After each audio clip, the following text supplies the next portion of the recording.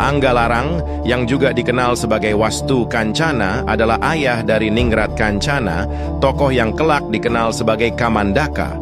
Dalam sejumlah babad, Anggalarang disebut melanggar adat Karera karena mencintai istri terlarang dari lingkungan istana.